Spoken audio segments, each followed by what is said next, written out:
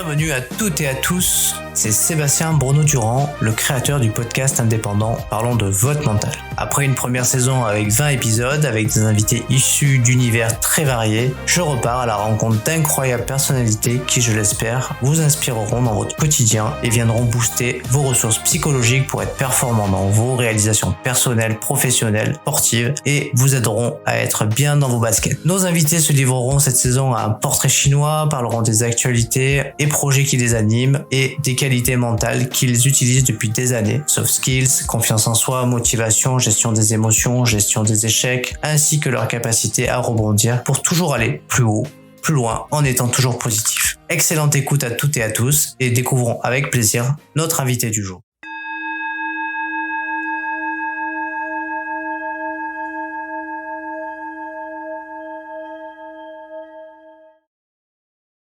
Bonjour à toutes et à toutes. Je suis ravi aujourd'hui pour ce nouvel épisode de Parlons de votre mental d'accueillir un ami de longue date que je connais depuis, je ne saurais même pas dire combien de temps ça fait tellement ça fait longtemps. 30 ans. Ah ouais. L'époque où j'étais dans le tennis en Provence-Côte d'Azur et du coup je suis content d'accueillir Jean-Jacques Chéry sur le podcast. Salut Jean-Jacques. Sébastien.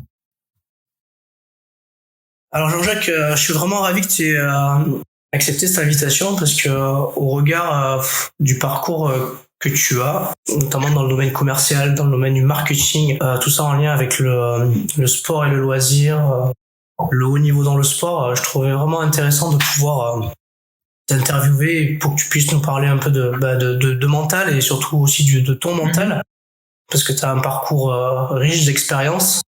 Et je pensais que ça ferait du bien à tout le monde de t'écouter, et notamment même à des étudiants qui voudraient suivre ton chemin, des jeunes qui font du tennis et qui éventuellement voudraient se diriger vers des universités américaines pour ne serait-ce que peut-être suivre un peu le parcours. Toi, tu t'es tracé, mais peut-être le leur d'une manière différente. Et voilà, c'est pour ça qu'on est réunis aujourd'hui pour en parler. Écoute, avec plaisir. Alors, est-ce que tu pourrais nous parler un petit peu de ton parcours? Parce que moi, le retracer, c'est un peu long, mais si tu pouvais un peu nous en parler de ton parcours, parce qu'il est super riche et il est super long aussi, mais une grande richesse. Écoute, je vais essayer de faire court parce qu'effectivement, j'ai fait pas mal de choses un peu différentes. Au départ, en fait, j'ai fait des études classiques, plutôt littéraires. Parce qu'en fait, je voulais être prof de tennis. Voilà, c'était ma passion, c'est ce que j'avais, ce que j'aimais, ce que j'aime toujours faire d'ailleurs. Et en fait, grosso modo, le système scolaire a un peu empêché le fait que je puisse faire des études, on va dire, plus scientifiques. On m'a un peu barré par rapport à ça, donc je suis allé dans le littéraire parce que j'étais plutôt pas mauvais. Je faisais du latin, du grec, en fait.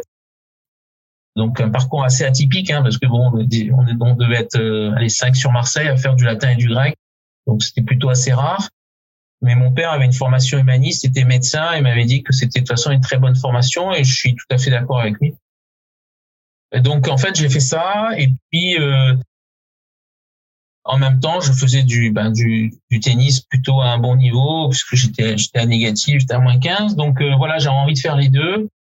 Et puis ensuite, j'ai fait une formation chez Hippocagne à Thiers, à Marseille. Et puis très vite, j'ai compris qu'en fait, c'était compliqué de concilier le sport et les études en France, parce que en fait, on me demandait de choisir et moi, j'avais pas envie de choisir. Donc, j'ai rencontré en fait quelqu'un justement au détour de tournoi qui m'a dit qu'on pouvait faire les deux. Donc, j'ai fait un IUT à Aix-en-Provence et j'ai découvert tout ce qui était commercial et marketing et ça m'a plu.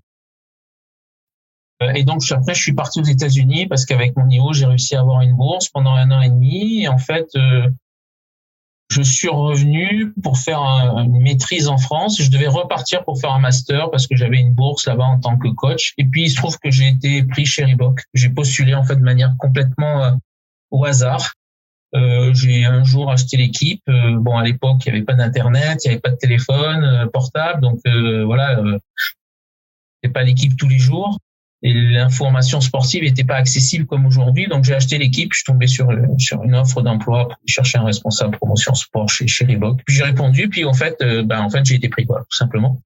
Et au lieu de repartir aux États-Unis, je suis parti chez Reebok. Et puis en me disant, et en fait, on m'avait dit, c'était pas mal pour intégrer un master MBA aux US, d'avoir une expérience professionnelle. Il y avait beaucoup d'étudiants américains qui faisaient ça, qui travaillaient 2-3 ans, puis qui faisaient un master. Ça enrichissait leur parcours.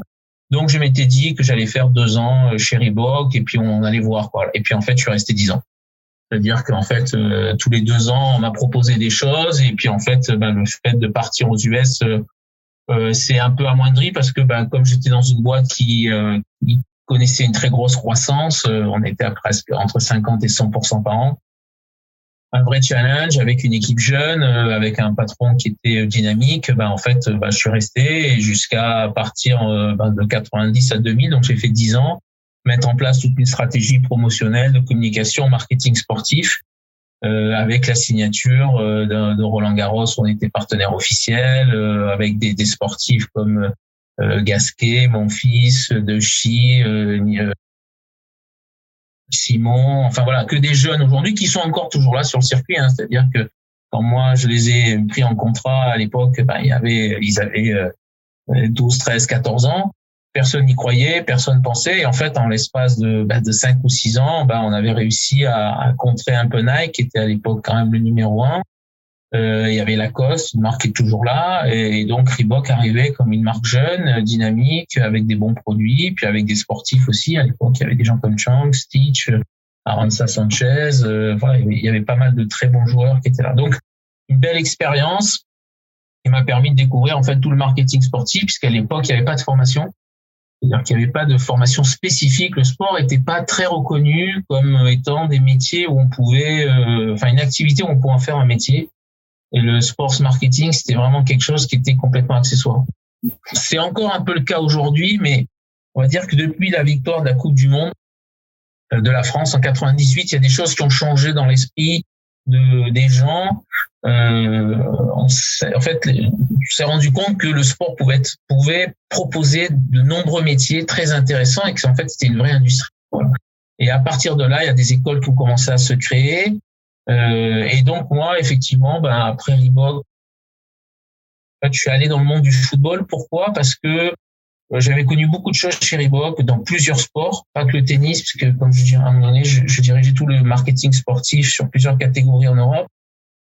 Je connaissais bien le running, je connaissais bien le fitness, mais le football, qui était quand même le sport numéro 1, c'est un sport que je connaissais moyennement. Et en fait, j'avais raté une opportunité chez Nike, c'est-à-dire qu'ils m'avaient appelé pour diriger le marketing sportif pour Nike. Comme c'est souvent le cas quand on est chez une marque, on est un peu débauché par d'autres marques. Et en fait, ils m'avaient pas pris en finale parce que je connaissais pas assez bien le football. Et eux, à l'époque, Nike n'était pas encore dans le monde du football, souhaitait devenir le numéro 1 mondial et ils savaient qu'il fallait être fort dans le football. Voilà. Et c'est à l'époque où ils ont signé l'équipe du Brésil et ils ont commencé à investir sur des joueurs comme Ronaldo, etc. de manière importante, ce qui n'était pas le cas précédemment. Donc, en fait, le fait de rater cette opportunité m'a fait réfléchir et je me suis dit, il faut absolument que je connaisse cet univers-là. Donc, j'ai accepté, après 10 ans, de partir dans un club de football qui s'appelait l'Olympique Lyonnais, qui était au début de son histoire, qui avait été repris par Jean-Michel Aulas en 89 et qui avait besoin de structurer un peu son équipe marketing. À l'époque, il y avait 3 personnes. Quand je suis parti 3 ans après, on était 25, donc une vraie organisation et avec un patron qui avait compris l'intérêt de toute la stratégie marketing à mettre en place. Au-delà des ressources, financières que génère un club, c'est-à-dire en général les droits télé, qui sont toujours importants, et les transferts. Donc c'est les 2 ressources principales d'un club de football, mais lui avait compris qu'il y en avait d'autres qui étaient importantes à mettre en place pour justement prévenir le cas où un jour les droits télé baissent, ou un jour les droits des transferts des joueurs puissent baisser. Ce qui malheureusement arrive aujourd'hui.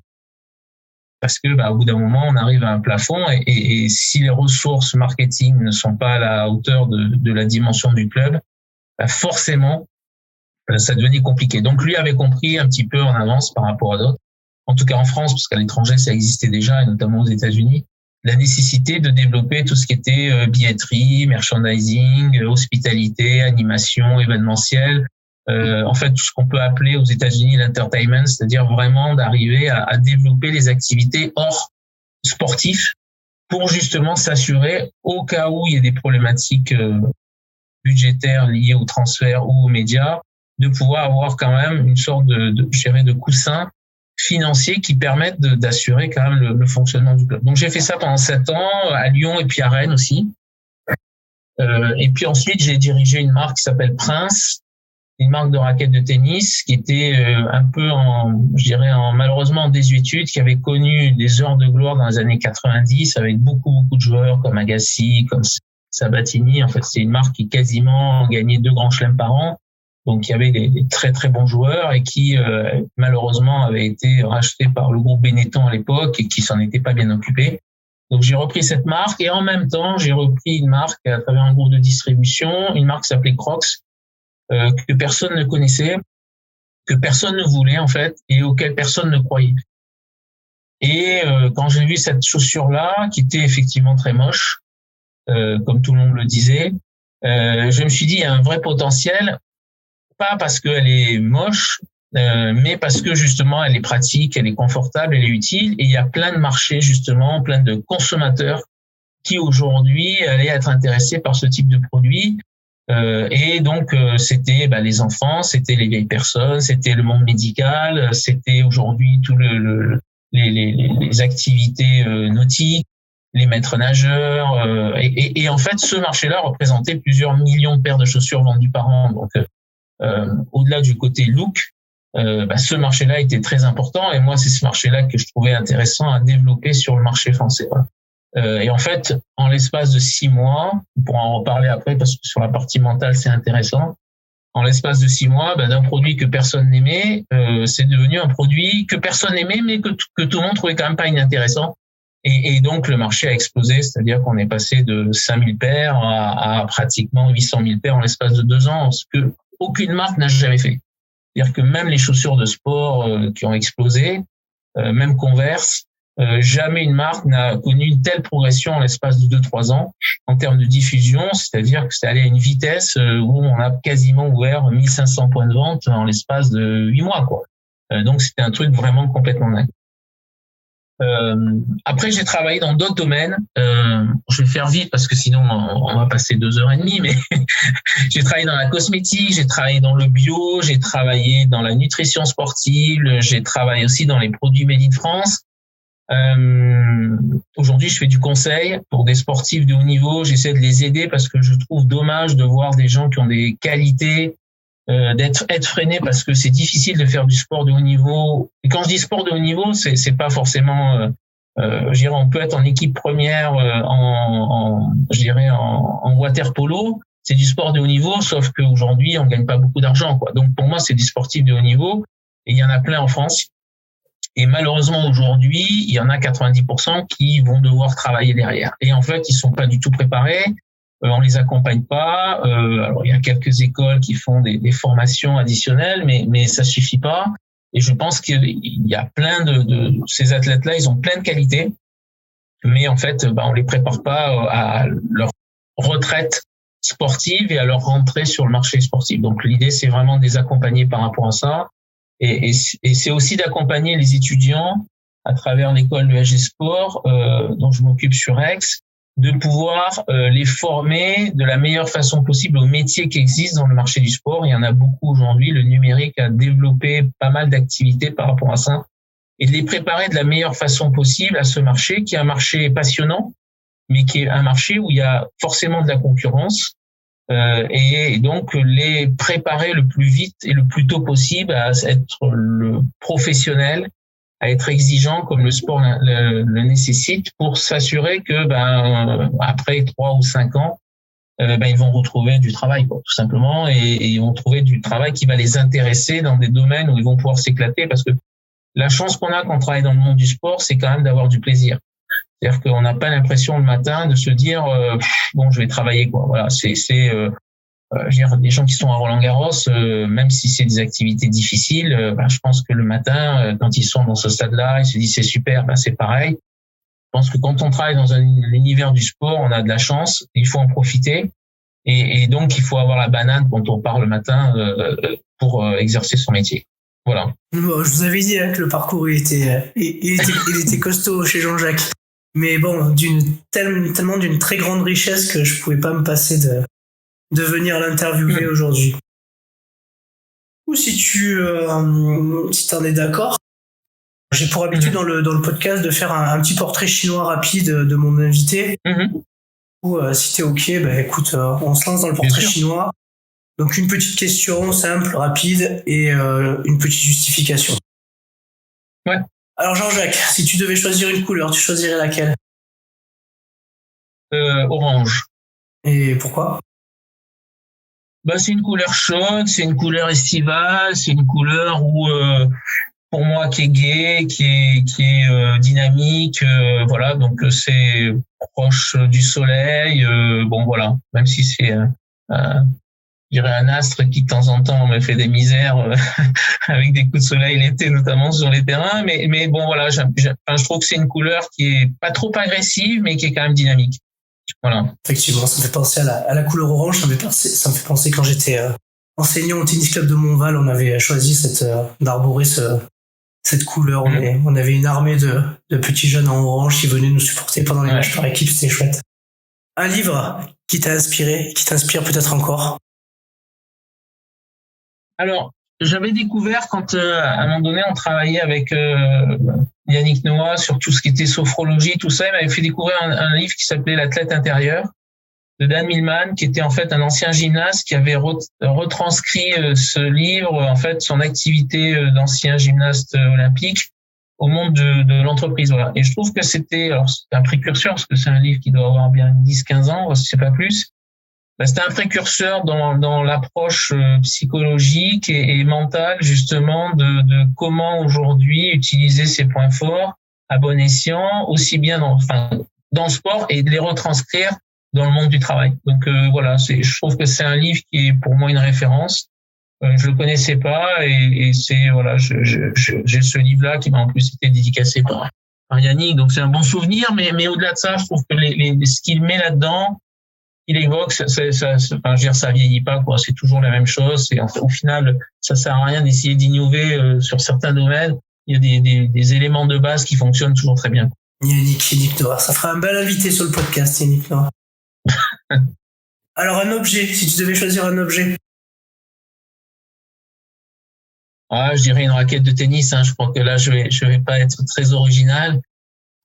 Parce que ça fait 50 ans que je fais ce sport, que j'adore ce sport, que je suis un peu triste de voir comment il est malheureusement, ce que connaissent les clubs, ce qui se passe aujourd'hui au niveau du tennis français. Je pense qu'il y a tellement de choses à faire, mais bon voilà, c'est quand même grâce à ce sport que j'ai pu, je pense, faire une partie des choses. Je joue encore, donc voilà. J'ai encore du plaisir à jouer et bon, même par rapport à ceux qui me disent que je devrais faire du padel ou que ça, bon voilà, moi j'ai du mal à arrêter de jouer et même si je suis plus encore affûté par rapport à ce que j'étais, voilà, j'essaie de jouer régulièrement. J'ai eu la chance d'avoir mon fils qui a 4-6 et qui joue, donc voilà, si je peux jouer avec lui le plus souvent possible, je le fais. Bon, ok. Une innovation. Innovation, écoute, il y en a beaucoup. Alors je vais pas prendre les choses qui sont vieilles parce qu'au final il y en a beaucoup, mais je pense que grosso modo l'arrivée du digital, du numérique, alors ça peut se faire via le téléphone, mais je trouve que cette nouvelle technologie, Internet, a forcément modifié considérablement la vision et la perception des choses. Alors il y a des choses très positives, parce que les choses vont plus vite, on arrive à accéder à beaucoup plus d'informations. Donc c'est vraiment très intéressant, on peut se former sur plein de choses. Donc je trouve que ça c'est bien. Le point négatif, c'est qu'aujourd'hui, malheureusement, les jeunes n'ont pas compris l'intérêt de ce côté-là. Et donc en fait, la notion d'effort pour accéder à l'information ou pour arriver à avoir, je dirais, un minimum de connaissances se réduit à juste à cliquer sur 2-3 points. 2-3 touches, et je trouve que ça c'est un peu dommage, c'est-à-dire que ça a un peu anéanti la notion nécessaire d'effort qu'il faut faire pour arriver à un résultat. Voilà. Donc il y a le côté un peu pervers du fait que maintenant tout est assez facile et que comme tout est assez facile, quand ça devient difficile, et ben forcément ça devient plus compliqué pour cette nouvelle génération qui n'a pas été habituée à, comme moi je l'ai été, à passer des dimanches à regarder ce qu'on appelait à l'époque l'encyclopédie universaliste, c'est-à-dire essayer de lire des choses pour essayer de trouver les bonnes infos. C'est sûr qu'aujourd'hui, en trois touches, on va sur Google, on a l'information immédiatement, et donc ils ont la chance de pouvoir accéder vite à l'information, mais malheureusement, ça réduit leur niveau d'effort pour arriver à travailler plus. Voilà. Effectivement, c'est vrai. En 3 clics, on a vite trouvé l'info. Le moment de la journée que tu préfères? Écoute, moi, je suis plutôt quelqu'un de matinal. Donc, le matin, j'ai pas de souci pour me lever tôt. Donc, j'aime bien le matin, plutôt l'été, parce que le matin, à Paris, à 7 heures, quand il fait nuit, bon, c'est pas le truc le plus top. Voilà, ça, c'est sûr. Mais c'est vrai que là, en ce moment, voilà, on se lève à, je sais pas, 6h30, 7h, il fait bon, voilà, il y a du soleil, voilà, oui. J'aime bien le matin, voilà, je trouve que c'est un moment où on est en phase de démarrage, donc, oui, voilà, j'aime bien cette partie. Après, j'aime bien les soirées aussi, mais voilà, je suis plutôt du matin. Quoi. Ok. Un vêtement que tu affectionnes particulièrement?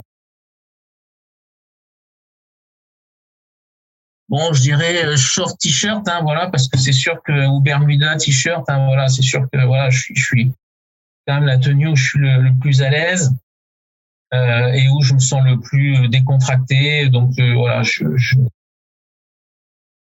ouais, je suis pas très guindé, donc, j'ai mis des costumes pendant plusieurs années, donc ça me gêne pas.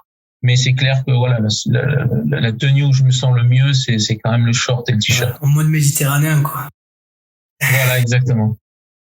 Une qualité qui te caractérise? Je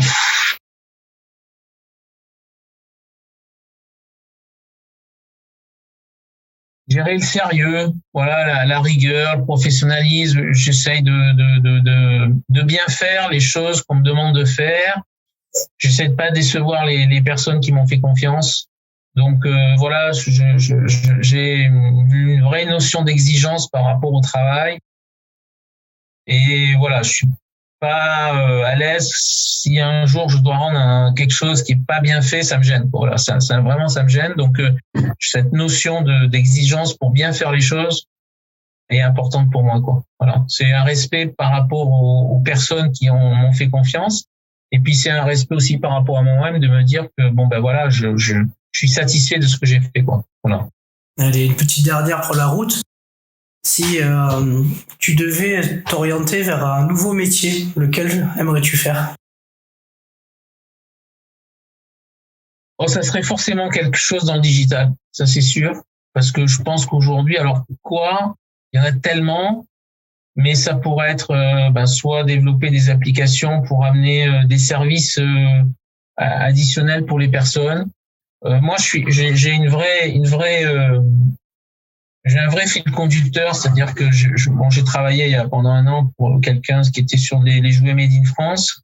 Mais voilà, tout ce qui est Made in France, qui est bio, qui est éthique, je pense qu'il y a tellement de choses à faire et tellement de choses qui sont pas bien faites que voilà, je travaillerai dans cet univers-là, c'est-à-dire que quelque chose qui est en lien avec le bio, quelque chose qui est avec des produits naturels, quelque chose qui est en lien avec bien sûr des produits Made in France, voire pourquoi pas Made in Provence, mais quelque chose qui est dans lesquels je retrouve des vraies valeurs, quoi.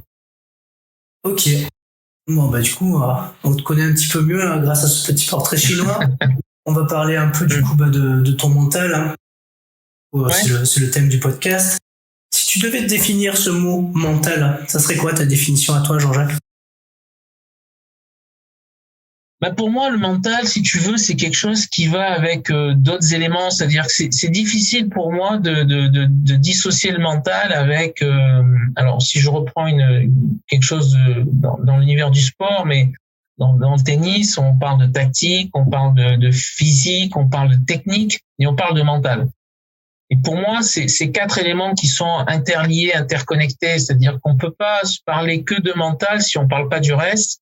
on peut avoir le meilleur mental du monde si on n'a pas ces 3 autres éléments à côté, c'est compliqué, quoi. Et dans le monde du travail, c'est un peu la même chose, c'est-à-dire que si on n'a pas les bonnes compétences, si on n'a pas le savoir-faire, le savoir-être, ben le mental, au final, derrière, c'est une notion qui est assez creuse. Donc le mental, c'est une capacité qu'on doit avoir à un moment donné à se dire, je suis en position de faire les choses comme je pense qu'il faut les faire. Et pour moi, en fait, tout est lié, quoi. C'est-à-dire que cette notion de mental, quand je vois certains qui en parlent, on a l'impression qu'en fait, elle est complètement dissociée de tout le reste. Non, le mental, il se travaille pour moi au quotidien.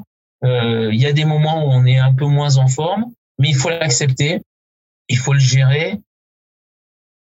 Mais on peut pas le dissocier de l'ensemble des autres éléments qui nous composent, quoi. Voilà. Donc, pour moi, c'est quelque chose qui doit se travailler, qui s'améliore. Je pense qu'on progresse, heureusement d'ailleurs, en vieillissant. Et puis il y a des personnes qui effectivement ont des plus ou moins de facilité à réagir par rapport à certaines situations. Mais ça se travaille, c'est-à-dire que plus tôt on le fait, plus on a de chances d'arriver à avoir un bon mental et à être capable de pouvoir réagir de manière positive, parce que pour moi, la notion de positivité ou je pense de positivisme, je sais pas si quels sont les 2 bons termes, elle se travaille dans le temps. C'est un peu comme la technique, c'est un peu comme la tactique, c'est un peu comme le physique. On peut pas du jour au lendemain se dire je vais avoir un bon physique. Ben non, c'est un travail sur plusieurs années. C'est pour moi, que ce soit dans le sport ou que ce soit dans le monde de l'entreprise, ça se travaille. Oui, un bon mental, c'est être capable justement de se dire je vais travailler pour faire ce qu'il faut et pour arriver justement à ce que peut-être dans les situations difficiles, je vais justement m'appuyer sur mes qualités pour pallier ou pour franchir l'obstacle qui est face à moi. Voilà. Du coup, peut-être un peu long comme définition, mais bon, c'est une définition d'ailleurs. Non, c'est ta définition, c'est les choses comme tu les vois. Mais ce qui m'intéresse, c'est toi dans ton parcours, est-ce que cette dimension du coup mentale, tu as dû la travailler et comment tu as fait pour la travailler?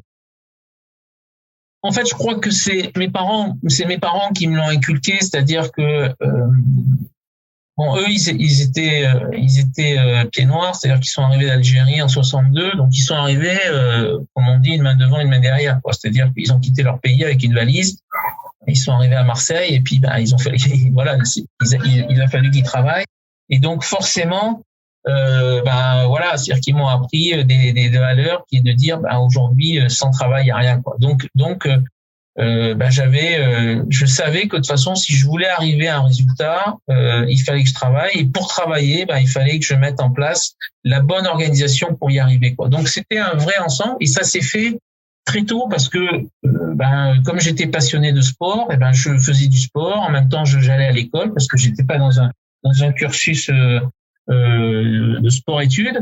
Donc, j'avais un emploi du temps qui était très chargé. Donc, je dirais que sans m'en rendre compte, j'ai travaillé ce mental-là qui était lié à une organisation, qui était lié à un objectif que je m'étais fixé, d'être le meilleur possible, aussi bien dans les études que dans le sport, et donc d'arriver justement à construire tout ça petit à petit. C'est-à-dire que c'est pas arrivé à 18 ans, tiens, il faut que je renforce mon mental. Non, c'est arrivé dès que j'avais 7 ou 8 ans. L'organisation qui avait été mise en place a fait que petit à petit, j'ai travaillé mon mental. Alors avec des moments difficiles, parce que il y a des moments où je j'avais pas des bons résultats, des moments où je me posais des questions, mais mes parents m'ont aidé par rapport à ça. Ils m'ont toujours dit, il faut travailler pour y arriver. Il y a que comme ça que petit à petit ton mental va se renforcer. Et la rencontre aussi avec des entraîneurs qui forcément t'amènent à te poser des bonnes questions, à te donner des bonnes informations pour arriver à l'objectif. Mais moi, j'avais un entraîneur qui s'appelait Tiburce Darro, que tu connais peut-être, qui a été pas que dans le tennis, qui m'avait dit un jour, et je pense qu'il avait raison, il m'a dit sur 100 matchs dans une année, il y en aura 5 où tu seras vraiment bon, où tout se passera très bien. 95% des autres matchs, il y aura toujours un truc qui fera que ça se passera pas bien. Donc, soit tu es préparé à ça, et donc à partir de là, tu mets en place la bonne attitude pour être dans cette situation-là, te dire qu'il faut passer le cap de ces 95 matchs et donner le meilleur de toi-même malgré la situation dans laquelle tu vas être confronté, soit tu n'es pas préparé à ça et donc forcément tu vas être 95% des cas déçu de ta prestation. Voilà. Et je pense que ça, c'est des choses qui sont importantes, c'est-à-dire qu'on ne peut pas être tous les jours à 100% de son potentiel. Ça n'existe pas. Voilà. Parce qu'il y a plein d'éléments qui interviennent. Je regardais il y a 2 jours le match de Djokovic qui revenait après 3 mois face à Fokina. Il est arrivé sur une nouvelle surface avec dans un tournoi avec un bon joueur en face de lui, avec du vent très compliqué. Voilà. Mais il a quand même essayé de faire le maximum. Donc, et c'est un sportif de très haut niveau qui a l'habitude des situations difficiles, etc., etc. Donc, il a vécu des configurations qui n'ont rien à voir avec celles que j'ai pu vivre. Mais ce que je veux dire, c'est que il savait quand il est arrivé dans ce match-là que ça allait être difficile parce que forcément, quand on a arrêté pendant quelques semaines une activité, quand on revient, on est forcément moins bon. Voilà. Et je pense que cette préparation-là, justement, c'est aussi aux éducateurs, aux entraîneurs, de préparer les jeunes à se dire que oui, quand on fait quelque chose, on va pas avoir le résultat dans 15 jours, dans 6 mois, ça va prendre du temps. Voilà. Et que le temps, c'est ce qui permet justement de pouvoir renforcer son mental et de le préparer, de le travailler. Si on fait pas ça, forcément, au bout d'un moment, on arrive à des sortes de murs qu'on n'arrive pas à passer parce qu'on n'est pas préparé à ça. Et ça, effectivement, je le vois. Alors, c'est vrai que c'est difficile quand on est jeune de se dire que oui, peut-être qu'on va pas être bon tout de suite. C'est sûr que c'est difficile. Mais ce qui est important, c'est d'arriver à l'objectif qu'on s'est fixé. Et ce qui compte, c'est pas d'arriver le plus vite, c'est d'arriver et d'y être et de rester. Tellement de jeunes que je vois qui arrivent très vite à un classement et qui arrêtent au bout de 2 ans parce que effectivement ils progressent plus. Mais parce qu'on c'est pas de leur faute au final. On dit ils ont pas de mental. Non, c'est pas de leur faute. C'est juste qu'on les a pas mis dans la bonne configuration pour arriver justement à ce qu'ils puissent continuer. Et en fait, ils sont arrivés trop vite. Voilà, parce qu'ils n'ont pas travaillé. Et en fait, on les a mis dans une configuration simple. Ils sont arrivés vite et puis au bout d'un moment, il y a un blocage. Et ce blocage-là, il fait qu'après, au bout d'un moment, effectivement, intellectuellement, ils ont du mal et ils arrêtent. Ils arrêtent parce que l'obstacle est trop dur, ils sont pas armés.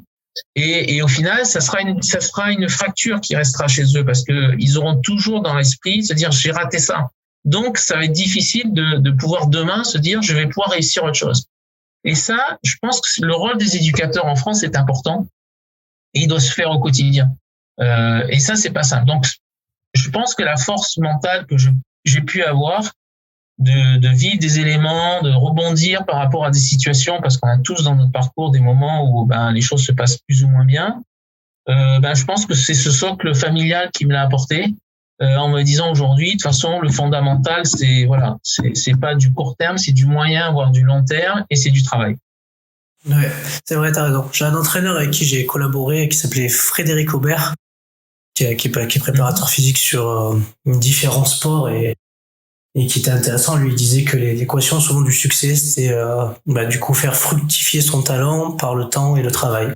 Et mais bon, c'est qu'il n'y avait pas de secret. Ouais. Donc du coup tu nous as bien dressé le portrait et puis je pense que je suis un peu d'accord avec toi. Hein. Je pense que la case de départ de l'éducation parentale est déjà un fort levier pour ne serait-ce que prendre confiance en soi, à avoir les bonnes armes pour commencer, puis le fait d'avoir sur son chemin des enseignants, des éducateurs, des professeurs qui vont nous aider, ne serait-ce qu'à réfléchir sur des éventuels échecs ou erreurs, comme on dit, qu'on pourrait traverser, pour nous faire réfléchir et nous faire progresser grâce à ça. Toi, ton rapport sur le droit à l'échec ou le droit à l'erreur, comment tu l'as intégré dans ton parcours? Le droit à l'échec et à l'erreur, il fait partie, c'est-à-dire quand on est en fait, le sport, ce qui est intéressant, c'est que le sport fait l'échec apparaît très vite parce que on gagne plus souvent, on perd plus souvent que ce qu'on gagne. C'est comme ça. Et si on pense qu'on va gagner plus souvent que ce qu'on perd, on se trompe. Donc voilà, au départ, on perd souvent. Et donc cette force mentale, on l'acquiert parce que justement, c'est en perdant qu'on progresse. C'est l'adage simple, hein, on apprend toujours plus de choses quand on perd que quand on gagne. Ça se discute, mais quand bien même, c'est-à-dire quand on perd, ce qu'il faut, c'est en tout cas avoir l'environnement qui va expliquer pourquoi on perd. Parce que perdre, si personne nous explique pourquoi on n'a pas réussi, au final, au bout d'un moment, on n'apprend rien. Et donc, on reproduit la même erreur. Et là, ça devient compliqué parce qu'on n'avance pas. Ce qui est important, c'est de comprendre qu'est-ce qui a fait que ça n'a pas marché. Qu'est-ce qui a fait que je me suis trompé dans tel recrutement, j'ai embauché une personne et ça n'a pas fonctionné. Et qu'est-ce qui a fait que j'ai choisi tel produit et au final, ça n'a pas marché. Et parfois, les erreurs ou les échecs sont pas forcément liés qu'à sa propre personne. C'est-à-dire qu'on peut avoir tout fait et puis malheureusement, ça marche pas. Moi, j'ai eu la distribution d'une marque qui s'appelait Tagger, qui faisait des sacs où on pouvait taguer aujourd'hui ce qu'on voulait sur son sac. Et en fait, je trouvais le concept extraordinaire. C'est-à-dire qu'on pouvait changer la face du sac. Enfin, c'était un truc vraiment extraordinaire.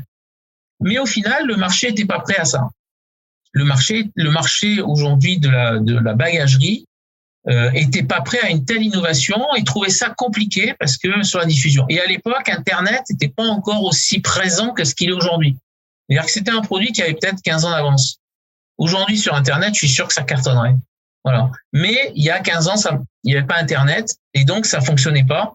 Pas comme ça aurait dû fonctionner et les gens voyaient ça plus comme un produit compliqué que comme un produit qui pouvait être vraiment donner la possibilité aux personnes de customiser en fait selon sa tenue son sac, ce qui est incroyable. Voilà. Donc en fait, parfois il y a des moments où l'échec est lié à une situation qui fait que ce qui n'a pas marché hier pourrait marcher demain. Et vice versa, quelque chose qui a marché hier marchera peut-être pas demain. Voilà. Donc malheureusement, il y a parfois une conjoncture externe qui fait que les choses ne fonctionnent pas, mais c'est pas pour ça qu'il faut pas continuer. Donc je pense que c'est la persévérance aussi. Hein. Moi, quand j'ai pris Crocs, et pendant 6 mois, tout le monde m'a dit que ça ne marcherait jamais. J'ai dû voir 15 banques pour trouver des financements. Tout le monde m'a dit ça ne marchera jamais. Voilà, tout le monde. Voilà. Jusqu'au jour où j'ai rencontré quelqu'un qui m'a dit ok, j'y crois, on y va, je mets un petit peu d'argent et après d'un coup et ensuite j'ai dû avoir, je sais pas, j'avais peut-être 20 coups de fil par jour de gens qui voulaient m'aider à financer le développement, etc., etc. Donc c'est cette notion d'échec et de non réussite, elle est tellement liée à de nombreux paramètres que elle est difficile à appréhender. Il faut s'en nourrir parce que c'est comme ça qu'on progresse. Moi, je peux te donner un autre exemple. Hein. J'avais une boutique je pense que tu le savais, dans un club à Aix-en-Provence, cette club qui était un super beau club. Ça marchait très très bien. Et puis du jour au lendemain, il y a quelqu'un qui a mis le feu au complexe. Et tout s'est arrêté. Voilà. Et pourtant, la boutique, c'était une boutique où je cartonnais, quoi. Voilà, j'avais un projet d'ouvrir des franchisés, etc., quoi. Ce que fait aujourd'hui Tennis Pro. Ça marchait vraiment très bien. Et du jour au lendemain, en une nuit, le projet s'est écroulé, quoi. Voilà. Et sincèrement, qu'est-ce que je peux en retirer? De me dire que peut-être que j'ai fait confiance au propriétaire du site qui n'était pas assuré. Mais au final, même si j'avais demandé plus de garanties, il avait la liberté de ne pas être assuré. Donc, j'avais même pas imaginé une seconde que ce site pouvait demain disparaître ou en tout cas être dans une configuration qui m'empêchait de pouvoir continuer mon activité, quoi. Voilà. Donc, est-ce que c'est un échec? Oui, parce que ça s'est arrêté. Est-ce que j'en suis totalement responsable? Bien sûr que non. Comment je rebondis là-dessus? Je me dis, de toute façon, qu'est-ce que je peux faire? Rien. Je ne peux que je subis la situation. Donc, en fait, la philosophie que j'ai aujourd'hui et qui revient un peu sur la partie mentale, c'est que j'essaie d'agir sur les choses sur lesquelles je peux agir. Les choses sur lesquelles je peux pas agir, ça sert à rien de me battre contre ces choses-là parce que de toute façon, à part avoir un effet négatif sur ma personne, aussi bien psychologique que physique, hein, parce que je dirais parfois il y a des causes qui peuvent être psychosomatiques. au final, ça n'avance à rien. Donc, j'essaie plutôt de me dire, bon, maintenant, qu'est-ce que je fais et comment je peux regarder devant pour avancer et trouver des solutions par rapport à ça. Et alors, est-ce que c'est une forme de mental qui fait qu'à un moment donné, je ne regarde pas le négatif et je me focus sur le positif pour avancer? Oui, mais je pense que c'est comme ça qu'il faut fonctionner, parce que se focaliser sur ce qui ne marche pas, c'est souvent ce qui se passe. C'est-à-dire, quand on regarde les actualités, on ne regarde que les choses qui ne marchent pas. C'est-à-dire les trains qui n'arrivent pas à l'heure. Je veux dire, on n'annonce jamais que des bonnes nouvelles. On ne parle que des mauvaises nouvelles. Mais au final, est-ce que c'est pas ce qui fait que les gens deviennent anxiogènes? Est-ce que ce qui fait pas ce que les gens deviennent pessimistes, négatifs? Peut-être que si on annonçait des bonnes nouvelles tous les jours, peut-être que les gens iraient mieux à tous les niveaux. Et de toute façon, c'est un peu la méthode Coué. C'est-à-dire que si on se dit tous les jours qu'on est beau, au bout d'un moment, on va se dire on est beau. Voilà. Et moi, je crois à ces méthodes-là. Non, mais je pense qu'à un moment donné, il faut être positif, quoi, parce que de toute façon, c'est pas en étant négatif qu'on avance et qu'on arrive à être positif. Ça, c'est sûr. Voilà. Donc, je pense que d'être positif, alors c'est pas du positivisme BA, mais c'est de se dire qu'aujourd'hui, qu'est-ce que je fais pour arriver à demain avancer? À mon avis, c'est quelque chose qui fait que on arrive à trouver des solutions et à trouver des idées, à rencontrer des gens et je dirais que quand moi je gérais des boutiques, je disais toujours aux personnes qui sont dans la boutique, je dis, si vous êtes derrière votre comptoir en train de tirer la gueule, il y a peu de chances que vous arriviez à convaincre la personne qui rentre dans la boutique d'acheter un produit. Si en revanche vous êtes ouverte, intéressante, souriante et vous êtes dynamique, vous verrez les ventes, elles se font toutes seules parce que les gens ont envie de voir des gens qui sourient, des gens qui sont positifs, des gens qui ont envie. Et je pense que c'est la meilleure philosophie mentale pour y arriver. En tout cas, c'est ma vision. C'est une belle vision. Et complètement d'accord avec toi. C'est vrai que c'est quand même plus agréable d'avoir des gens qui sourient, qui sont positifs au quotidien. Et si dans le prochain changement de gouvernement, ils pouvaient nous mettre des programmes d'information avec des bonnes nouvelles, ça serait vraiment chouette. Ou au moins qu'ils fassent la technique du sandwich, une bonne, une mauvaise, une bonne, pour pouvoir, on va dire, faut que ça passe mieux, quoi. Je parlais un peu de motivation. Est-ce que tu as des choses, toi, pour te motiver Qu'est-ce qui te motive, en fait, quand tu te lances dans un projet comment tu fais pour garder cette motivation? En fait,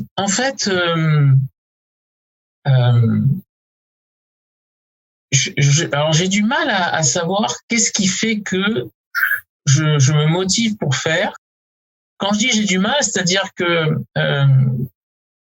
je regarde souvent, j'ai souvent des projets qui arrivent et je regarde. En fait, après, à partir du moment où je trouve le projet intéressant, en fait, après, je me pose même plus de questions. C'est-à-dire que je suis dans le projet, quoi. Il y a souvent des gens qui me disent mais pourquoi t'es pas resté que dans le sport? Pourquoi je suis allé dans la cosmétique, je suis allé dans des produits bio. À un moment donné, j'ai travaillé pour l'industrie pharmaceutique où je vendais des produits bio, donc c'est vraiment rien à voir avec le sport. Et en fait, j'avais un fil rouge, c'est-à-dire que ce qui m'intéressait, c'est de faire des choses un peu différentes, des choses qui étaient quand même proches d'un univers qui m'intéressait, qui pouvaient être des produits naturels, etc., ce que j'ai dit tout à l'heure, mais des choses où j'apprenais des choses. Voilà. C'est-à-dire que ce qui m'intéresse, ce qui me motive, c'est de me dire que je vais pas faire la même chose pendant 25 ans, ou 30 ans, ou 40 ans.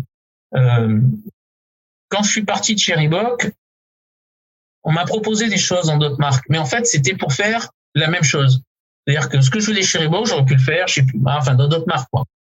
Et je me suis dit, mais non, ce qui m'intéresse, c'est d'apprendre, c'est de faire des choses nouvelles, parce que si c'est pour refaire la même chose, au bout d'un moment, en fait, on est dans une forme de zone, en fait, on est dans sa zone de confort. Et pour moi, c'est important de temps en temps de sortir de cette zone de confort, voire tout le temps. Parce que pour arriver à se mettre un peu, se dire, est-ce que je suis capable de le faire ou pas? C'est quoi mes limites? Qu'est-ce qui va faire que je vais être, demain, je me dis, pourquoi j'irai pas travailler dans tel univers, quoi? Alors, il y a des univers qui, moi, ne m'intéressent pas, donc au final, j'y vais pas parce que je me dis, pas beaucoup. Mais il y a des univers qui m'intéressent et je me dis, pourquoi? Moi, j'adorerais travailler dans l'univers du chocolat, par exemple. Voilà. Pas parce que je suis gourmand, mais parce que je me dis qu'il y a tellement de trucs très intéressants en termes de marketing sur le chocolat que je trouve ça vachement intéressant. Je trouve que ce que a fait, par exemple, Nespresso sur le fait de marketer une marque de café. Il y a 25 ans, personne parlait. Le café, c'était le café, quoi. C'était un produit comme le sucre, etc. Bon, produit de première nécessité, pas de première nécessité, mais bon, voilà, très consommé en jeu. Aujourd'hui, ce qu'a fait Nespresso, c'est qu'ils ont rendu un produit, on va dire, commun, générique, en un produit de luxe. En tout cas, une marque premium. Et je trouve que ce qu'ils ont fait, c'est vachement intéressant. Voilà. Moi, c'est des choses comme ça qui m'intéressent. C'est d'arriver à un moment donné à me dire, tiens, là, on peut faire quelque chose de différent, de novateur. Et ça, c'est ça ma source de motivation. C'est-à-dire d'aller dans un univers que je connais pas forcément, mais où je me dis, là, il y a un truc à faire. Et de réfléchir, en fait, de me dire, qu'est-ce que je vais mettre en place pour trouver la bonne solution, le bon plan d'action pour arriver à ce que ça marche. Voilà. Et ça, voilà, ça c'est mon moteur. Ouais, c'est de trouver les trucs intéressants. Alors ça peut être dans des choses que je connais très bien ou dans des choses que je connais pas. Et là, je vais faire ce qu'il faut, c'est-à-dire que je vais bosser pour arriver à me dire à un moment donné, ok, qu'est-ce qu'on peut faire? Qu'est-ce qu'on peut faire pour améliorer la situation de cette société, de cette attitude, de cette personne, pour faire qu'à un moment donné, il soit meilleur demain. Voilà, c'est un peu ça mon moteur. Ah ouais, je vois. Et puis la soif d'apprendre des nouvelles choses aussi, c'est ce que je retiens aussi. Oui, je veux dire, c'est pas parce qu'on a, enfin moi j'ai plus de 50 aujourd'hui, il y a des gens qui, on a l'impression parce que au-delà de 50 ans, enfin on est vieux, on peut plus rien apprendre. Ah non, justement, on a encore la capacité, on a l'expérience et on a en plus la capacité à pouvoir justement mieux cibler les choses, aller plus facilement à l'essentiel et se dire voilà, donc moi là, je sais que par exemple le confinement, j'ai appris énormément sur tout ce qui était effectivement numérique, réseaux sociaux, digitalisation, tous les outils aujourd'hui dans le numérique. Là, il y a 15 jours, j'étais à Paris, je suis allé au salon de tout ce qui est stratégie, marketing et clients. J'ai vu plein de nouvelles solutions vraiment très intéressantes. Et je trouve que ça, voilà, c'est en allant, en voyant des nouvelles choses qu'on se dit tiens, il y a des possibilités pour faire des choses intéressantes. Donc c'est un peu ça mon moteur. Voilà, c'est de me dire que on peut faire des nouvelles choses demain et j'ai plein d'idées. C'est-à-dire que si j'avais beaucoup d'argent, je ferais encore plus. Enfin, je ferais encore plus de choses. Voilà. J'ai parfois un problème de moyens, mais j'ai plein d'idées aujourd'hui sur de créer des nouvelles choses. Voilà. Donc c'est un peu ça mon moteur, ma motivation. Ok. Bon, il n'y a plus qu'à mettre de l'essence. Voilà, exact. Dans toutes tes aventures entrepreneuriales ou même dans le corporate, les entreprises où tu es passé, est-ce que tu as déjà eu à subir de la pression ou du stress? Et si oui, comment tu as fait pour les gérer au mieux? Alors oui, bien sûr. Quand on est dans une boîte américaine comme Reebok, c'est clair que du stress et de la pression, il y en a. Parce que c'est une boîte américaine et que donc il faut forcément des résultats. En fait, le sport m'a beaucoup aidé par rapport à ça. C'est-à-dire d'avoir la capacité à se dire, je prends du recul par rapport aux choses, comment je m'organise pour arriver à mieux gérer et à me focaliser sur les priorités. J'ai un souvenir, qui est un des souvenirs, mais je me rappelle d'une année où Michael Chang était à Roland-Garros et en fait, l'international avait livré des polos et en fait, le logo Pump qui était sur sa manche gauche ou droite, je me rappelle plus, était 2 cm trop gros. Donc, en fait, il ne pouvait pas jouer avec les polos. Et donc, on avait une pression de l'international qui était, donc, on avait avec la responsable du sponsoring américaine, on avait toute la nuit décousu tous ces logos de ces manches et on avait recoupé tout autour pour faire que la circonférence soit acceptée par l'ATP. Voilà. Donc, il avait à peu près 60-70 chemises. Bon, c'est clair que moi, j'avais pas ni un CAP de couture, etc. Donc, j'avais passé le temps avec elle à découper parce que, bien entendu, c'était quand même bien cousu. Donc, il fallait le faire de manière assez minutieuse pour pas abîmer le polo, pour ensuite le recoudre derrière. Donc, sur 60-70 polos, on avait passé, 4-5 heures à deux à faire ça dans la nuit pour lui permettre le lendemain matin de lui remettre tous les produits et qu'il puisse jouer Roland-Garros. Voilà. Donc, c'est une situation de stress, mais voilà, c'est parce qu'on se dit là, si on fait pas ce qu'il faut, ça veut dire que le lendemain, il jouait pas avec la tenue qui était vendue à tous les distributeurs dans le monde entier. Donc ça veut dire que là, c'était direct PDG Monde et donc direct retour, quoi. Qu'est-ce qui se passe, quoi. Et là, on peut pas, il n'y avait pas d'excuse possible. Et on pouvait pas dire, écoutez, on n'avait pas le bon truc et puis on n'avait pas le bon logo, donc tant pis. Non, il fallait trouver des solutions. Mais je trouve que ces moments de stress, justement, ils sont intéressants parce que c'est ce qui permet de voir ceux qui sont capables de réagir par rapport à une situation et puis ceux qui sont capables de se dire, j'y arrive pas. Voilà. J'ai un autre exemple, c'est il y a Monte-Carlo en ce moment. Je me rappelle une année, j'avais une personne qui travaillait avec moi chez Prince et qui m'avait dit oui, je veux prendre des responsabilités. Je dis écoute, pas de souci, tu vas gérer le stand. Voilà, tu vas gérer le stand. Je serai là, mais tu vas gérer le stand. Donc les intérimaires, les personnes qui sont là, la logistique, etc., etc. Bon, et puis il se trouve que sur la commande de produits qu'elle fait livrer, elle est pas bonne. Elle tout commande et donc on se retrouve en rupture à partir du lundi ou du mardi. Donc ça veut dire qu'en 5 jours, pas de produit. Donc je lui dis on fait livrer en express. Donc livrer en express, ça veut dire qu'on a un camion qui arrive à 7h du matin à Monte-Carlo et donc à Monte-Carlo, je pense que tu connais, il y a à peu près 250 marches pour aller du parking pour aller jusqu'au village et donc il faut monter les palettes à main nue avec 3-4 intérimaires. Voilà. Sauf que le matin, l'intérimaire, au lieu d'être 4, ils sont 2.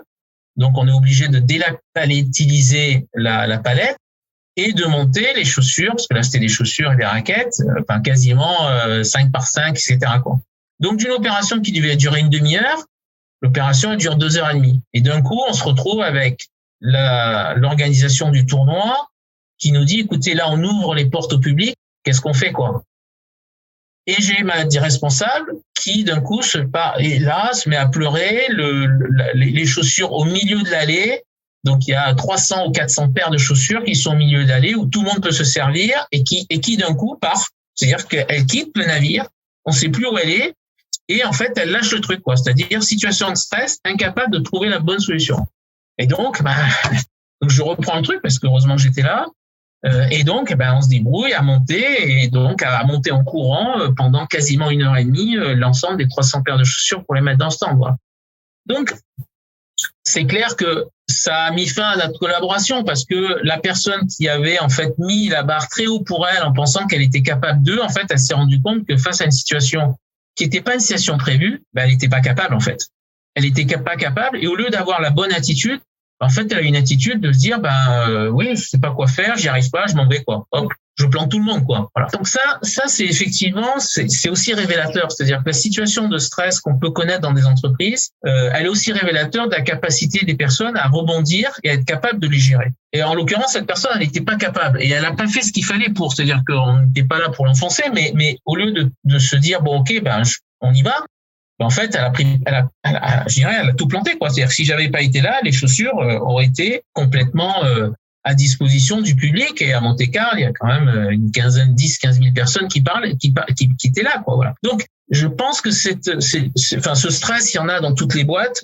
Ce qu'il faut, c'est être capable à un moment donné de se dire, maintenant, je suis face à cette situation. Qu'est-ce que je fais, quoi? Qu'est-ce que je fais pour que ça marche? Pas qu'est-ce que je fais en me disant, je vais pas y arriver parce que ne pas y arriver, 90% des gens vont dire qu'ils vont pas y arriver. Mais justement, la différence, elle va de se dire, oui, je mets en place je trouve les solutions pour faire que, quoi. Voilà. Donc, je pourrais t'en citer d'autres, hein. Mais bon, voilà. Ouais, c'est être en capacité d'analyser le contexte, de s'adapter à une nouvelle situation. Et puis, comme tu disais si justement tout à l'heure, peut-être développer des nouvelles compétences comme la couture, comme tu as pu le faire à Roland-Garros.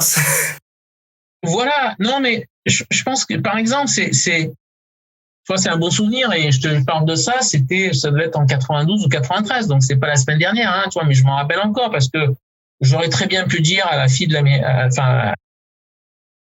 celle qui était mon homologue américaine, dire écoute, t'es gentil, c'est pas mon taf, vous avez fait n'importe quoi aux US, débrouille-toi, quoi, c'est pas mon problème, quoi. Mais c'était pas la bonne attitude parce que forcément elle aurait mis, au lieu de mettre 5 heures, elle aurait mis 8 heures. Peut-être que derrière, elle aurait pas réussi à faire le truc. Et au final, on aurait tous été perdants. Là, et au contraire, il fallait être là, il fallait être ensemble. Et au final, la relation qu'on a pu créer pendant ces 3-4 heures a fait que derrière, c'était pas la même relation parce que c'est comme ça que justement, on peut souder des équipes, on peut faire qu'on est en situation, et ces situations-là, quand tout roule, c'est facile. Voilà, on a zéro problème. Mais des situations de stress, c'est justement en fait l'organisation et le travail qui a été mis en avant qui fait que justement on est prêt à ça. On est prêt à ces situations-là. Et si on n'est pas prêt, c'est qu'on n'a pas bien bossé en amont. Voilà, c'est-à-dire que c'est sûr que si on n'a pas anticipé un certain nombre de choses, forcément cette situation-là qui arrive va faire qu'à un moment donné, là, on est dans une situation compliquée parce qu'on peut pas tout gérer. Je me rappelle quand j'étais à Roland-Garros, j'avais le patron de Gosport qui m'appelle, il est 14h45, la finale de Roland-Garros commence à 15h, et qui me dit, écoutez, je suis désolé, j'ai oublié mes places chez moi. D'accord? 4 places en loge. Est-ce que vous pouvez me faire rentrer? Mais d'accord, mais je suis pas un magicien, quoi. C'est-à-dire qu'aujourd'hui, il faut des places pour rentrer, quoi. Voilà. Donc, donc il a fallu que j'aille à la Fédé, que je me débrouille pour avoir des duplicata et pour qu'il puisse être à 15h dans sa loge. Voilà. C'est sûr que si l'organisation autour ne dépendait que de moi et en fait, j'avais pas mis en place la bonne organisation, en fait, il serait resté dehors. Et en fait, il m'en aurait voulu en disant, j'aurais dû prévoir que peut-être vous pouvez oublier ses places. Enfin, qui est un truc un peu surréaliste, mais quand même, c'était ça. Voilà. Donc, je pense que pour avoir un bon mental, il faut être prêt à tout. Et quand on est prêt à tout, forcément, on est capable d'assumer tout type de situation. Oui, et puis je rebondis sur quelque chose que tu as dit qui me semble important, c'est avoir la bonne attitude. C'est important, ça, je trouve, d'avoir cette bonne attitude en toutes circonstances. Si on a la bonne attitude, on a plus de chances d'y arriver que si on n'a pas la bonne attitude. Et souvent, on le voit dans le sport. Enfin, moi, je vois mon fils, il y a des moments où je le vois, il baisse la tête. Mais tu peux pas y arriver si t'as pas la bonne attitude. Après, gagner, perdre, c'est pas grave. Mais il faut avoir la bonne attitude. Perdre, ça fait partie du jeu. Voilà. Et réussir dans l'entreprise ou rater, c'est possible. Mais au moins, il faut avoir la bonne attitude. Voilà. Si t'as pas la bonne attitude, en revanche, c'est sûr, la probabilité que tu réussisses, elle est très faible. Ça, c'est une garantie. Alors, une petite dernière question avant de clôturer cet épisode. Souvent, on dit que pour avoir une force mentale, il ne faut rien lâcher. Toi, tu en penses quoi? Ouais, je suis assez d'accord. Je suis assez d'accord. Je pense que c'est dans la persévérance,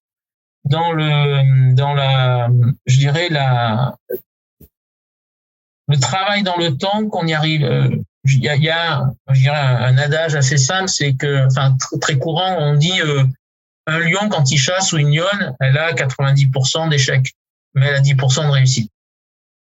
En fait, il faut pas se focaliser sur les 90% d'échecs. Il faut se focaliser sur les 10% de réussite. C'est se dire aujourd'hui, oui. Moi, c'est ce que je dis souvent aux étudiants. Ils me disent, ouais, j'ai envoyé 10 CV, j'ai pas eu de réponse.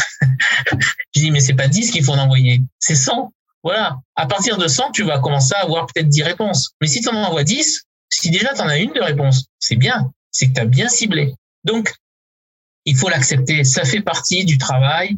Ça fait partie je dirais, de se dire que c'est un peu comme quelqu'un qui commence à jouer au tennis et qui se dit, si je fais 10 coups droits, il faut que les 10 soient dans le terrain. Non. Il va peut-être y en avoir un dans le terrain. Puis après, au bout d'un moment, il va en avoir 2, puis après 3, puis après 4, et puis au bout d'un moment, il va en avoir de plus en plus. Donc, je pense que cette notion de pas lâcher, elle est importante parce que c'est aussi comme ça qu'on mesure et qu'on identifie des gens qui sont capables d'aller au-delà et d'aller plus loin que juste le minimum syndical. Donc, c'est ce qui fait la différence aussi. Le travail, le fait de la ténacité, cette rigueur-là et se dire, oui, j'ai raté, mais je continue. Voilà. Cette notion de se dire que rien n'est facile, elle est importante. Et c'est vrai qu'aujourd'hui, malheureusement, je trouve qu'on l'inculque pas assez aux enfants. J'en discutais l'autre fois avec quelqu'un de la Fédé qui m'expliquait qu'en fait, dans les écoles de tennis, les enfants, en fait, ils avaient plus la notion d'effort et que c'était important. Je dis, mais oui, mais si on leur donne pas, ils l'auront pas, hein. Je veux dire, aujourd'hui, il faut pas s'attendre à ce qu'il ait naturellement. La notion d'effort, elle s'acquiert, elle se travaille. Donc, plus tôt on le fait, mieux c'est. Mais si on le fait pas tôt, c'est sûr qu'après, c'est fini. La probabilité pour que ces jeunes, ils aient envie de devenir des bons joueurs, elle sera nulle. Donc, il faut absolument l'inculquer, mais le plus tôt possible. C'est-à-dire que dès 4-5 ans, il faut leur dire, oui, il faut faire peut-être 3-4 tours de terrain, il faut commencer à faire des petits exercices pour s'échauffer, et plus tôt on le fait, plus on a de chances que derrière, ils le fassent naturellement. Donc pour moi, oui, ne rien lâcher, c'est en tout cas, c'est un des éléments. C'est pas le seul sur la force mentale, mais quelqu'un qui est, on va dire, costaud mentalement, hein, comme on peut le dire parfois, s'il lâche au bout de 5 minutes parce que c'est un peu dur, parce qu'il fait chaud, parce que les gens qui sont avec lui autour de lui sont pas sympas, parce que le marché est difficile. Mais il y a rien de facile aujourd'hui. Enfin, je connais pas une activité où on se dit j'arrive, c'est facile. Non. Tous les gens qui réussissent, c'est les gens qui ont beaucoup travaillé, donc ils ont rien lâché. Donc pour moi, c'est effectivement, c'est forcément lié. Merci Jean-Jacques pour en tout cas pour cette interview. J'ai pour habitude de laisser le mot de la fin à l'invité. Et si t'as un message à faire passer, je sais pas moi, à tes étudiants, ou en tout cas aux auditeurs qui nous écoute, libre à toi. Enfin, je sais pas si c'est un message, mais c'est plus de manière très simple.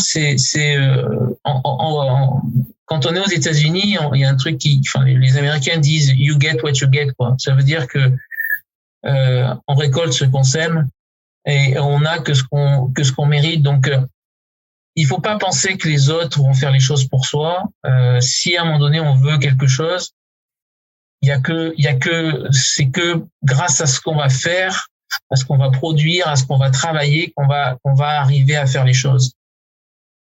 Et c'est assez rigolo parce que moi j'ai donné des cours de marketing aux premières années là à l'EHS Sport.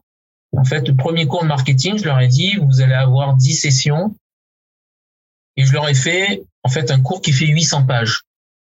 Donc 800 pages, ils m'ont dit monsieur mais c'est énorme, on ne pourra jamais apprendre tout ça. Je leur ai dit, si vous y mettez régulièrement, vous allez y arriver. C'est une question d'entraînement. Voilà. Et ils ont eu un prof au 2e semestre qui leur a fait un cours de 70 pages. Et ils ont été les premiers à dire, mais monsieur, c'est juste une partie du cours, c'est tout le cours. Non, c'est tout le cours. Et donc, au final, ils trouvaient que 70 pages, c'était pas beaucoup. Donc, ils se sont auto-adaptés, c'est-à-dire qu'au final, le fait qu'ils aient 800 pages à apprendre, ils ont trouvé ça beaucoup, mais ensuite, quand ils ont eu 70 pages, qui était déjà un bon cours, ils ont trouvé ça facile. Et je leur ai dit, oui, forcément, quand vous êtes habitué à faire un gros travail, en fait, quand vous en faites un plus petit, vous dites c'est facile. C'est la même chose. Et je leur ai dit, mais là, aujourd'hui, quand vous avez 70 pages sur 2 mois à apprendre, je veux dire, c'est ce qu'un étudiant de médecine, parce que mon fils est en 2e année, la première année, oui, il avait 70 pages par jour à apprendre. 70 pages par jour, voilà. Donc vous l'avez sur 2 mois, donc c'est des vacances pour vous. Mais habituez-vous à en faire tous les jours et vous allez voir que petit à petit, vous allez être en capacité à pouvoir ingurgiter de plus en plus d'informations. La preuve, c'est que vous l'avez fait avec mon cours de 800 pages et que maintenant le cours de 70 pages, c'est facile. Donc, ils ont la capacité de faire. Donc, il faut croire en ce qu'on est capable de faire, ne pas se mettre de limites et se dire que malheureusement, on n'a rien sans rien. Donc, il faut travailler. C'était un magnifique mot de la fin. Je sais pas. En tout cas, par rapport au mental. Merci beaucoup Jean-Jacques pour cette interview. Merci Sébastien. C'est un plaisir de t'interviewer. Et écoute, bonne continuation à toi chez ESG Sport et puis dans tous les projets que tu vas nous dénicher dans l'avenir. C'est gentil. Merci Sébastien, à bientôt. Ciao. Merci Jean-Jacques, à bientôt. Si t'es arrivé jusque-là, c'est que cet épisode t'a certainement plu. Alors, merci d'abord pour ton écoute et ta fidélité. Et pour te remercier, je t'offre un cadeau. 30 minutes de coaching avec moi pour t'aider sur le sujet que tu souhaites. Pour obtenir ton cadeau, laisse un avis et un commentaire sur Apple Podcast via iTunes et fais une copie d'écran, tu me l'envoies, je te la partage dans la foulée sur mes réseaux sociaux et je te contacte également pour que tu me parles de ton mental. Bye bye à toutes et à tous, on se retrouve très prochainement pour un prochain épisode.